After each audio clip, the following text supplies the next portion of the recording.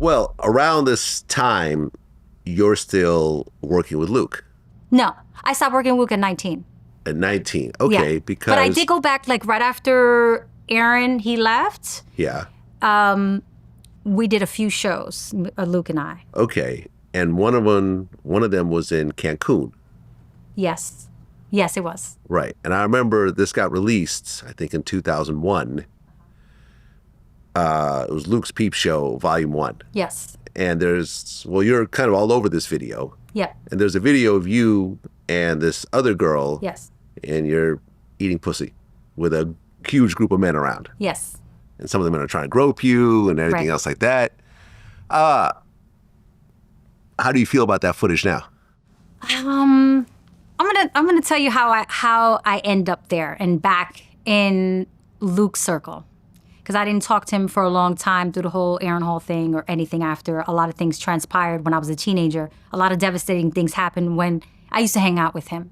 So I swore myself that I would never go back or ever speak to him. When I see him, I just didn't say anything to him, you know? I met a girl at Black Gold magazine release. I was doing a lot of magazines. I started doing a lot of covers, a lot of layouts. And she was there. She was also a cover girl, but she also was a Luke dancer. And she was flirty. She was very attentive. And she basically targeted me. Girls are groomers as well and try to lure you into situations. And she was one of them. And she targeted me. And we started dating. And I was over men in a situation because I was beat. I just got over the Aaron Hall thing. And I just felt broken and alone. And she was relatable. She had a son too. She came from an abusive relationship. And she convinced me to dance back with Luke. And I did a few shows with him, and that was one of the shows in Cancun. She's not in that video, though. She didn't make that trip. Mm-hmm.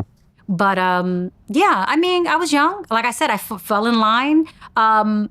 It was normal to me. That was no big deal at the time. You know what I mean? Even though you could tell my face, like I'm there but not there, a lot of times I can see in my glossy eye just being, just doing what's told. When he told me to do that, I did it. Fuck, you know what I mean? You oh my God, you're so conditioned to do what you're told so you can still be around, so you won't be seen as a problem, as a nuisance, you know?